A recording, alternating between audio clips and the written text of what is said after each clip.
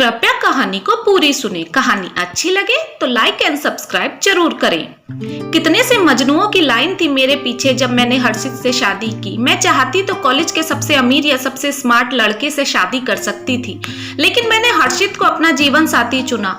हर्षित सामान्य कदकाठी के एक सिंपल से व्यक्ति थे और मैं कॉलेज की ब्यूटी क्वीन। लेकिन मैंने अपनी होशियारी का परिचय देते हुए हर्षित से शादी का फैसला किया। हर्षित एकदम सीधे साधे और सामान्य व्यक्तित्व के व्यक्ति थे। मुझे पता था हर्षित कभी भी मुझ पे हुक्म नहीं चलाएंगे, उल्टा मेरी ही उंगलियों पर नाचेंगे। और रही बात पैसे की, उसकी भी कमी नहीं थी उसके घर वालों के पास। मैं हर्षित की दुल्हन बनकर हर्षित के घर आ गई। हर्षित एक एमएनसी कंपनी में एक बड़े पद पर काम करते थे, इसलिए मैं हर्षित के साथ मुंबई शिफ्ट हो गई। हर्षित बहुत ज्यादा बात नहीं करते थे और मैं खूब बातूनी थी। हर्षित को फैशन की जरा भी समझ नहीं थी, कुछ भी पहनकर खड़े हो जाते और मैं इस मामले में बहुत चूजी। हम दोनों का स्वभाव एक दूसरे से एकदम विपरीत था, बस जिंदगी पटरी पर दौड़ रही थी। एक रोज हर्षित की कंपनी में फैमिली डे मनाया गया। पार्टी में जाना तो मुझे बहुत पसंद था, इसलिए मैंने वन पीस प्रिंटेड गाउन डाली, हाई पोनीटेल बनाई और उसके साथ हाई हील मैच की। और हर्षित सिंपल सी टी शर्ट जीन्स डालकर चल दिए मेरे साथ। कपड़ों को लेकर मैंने उन्हें कितनी बार सुनाया, पर वो कौन देख रहा है मुझे कहकर बात को रफा दफा कर देते।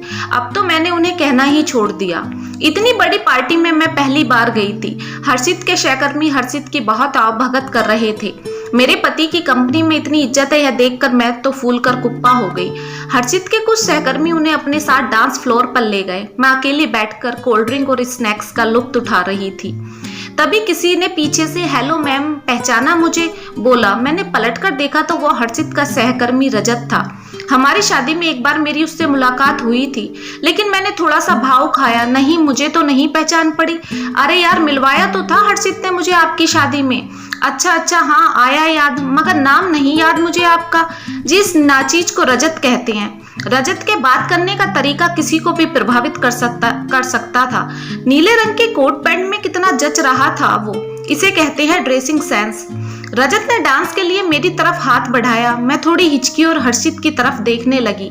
अरे यार, हर्षित कुछ नहीं बोलेगा, आप मेरे साथ चल सकती हैं, दोस्त है वो मेरा, इतना तो मैं उसे जानता ही हूँ।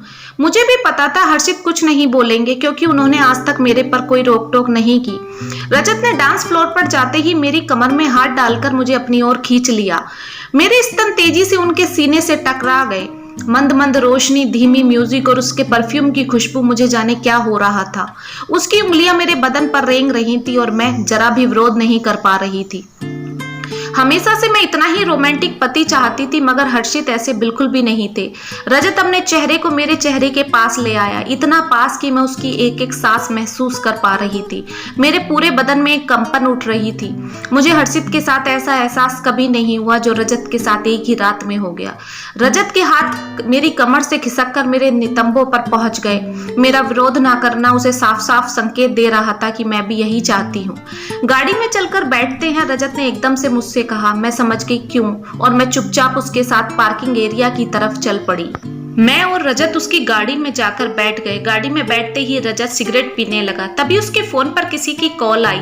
रजत गाड़ी से बाहर जाकर बात करने लगा। मैं सीट पर सिर टिकाकर बैठ गई। मुझे गाड़ी में कुछ गर्माहट महसूस हुई। मैंने आंखें खोलकर देखा तो रजत वाली सीट आग से दहक रही थी।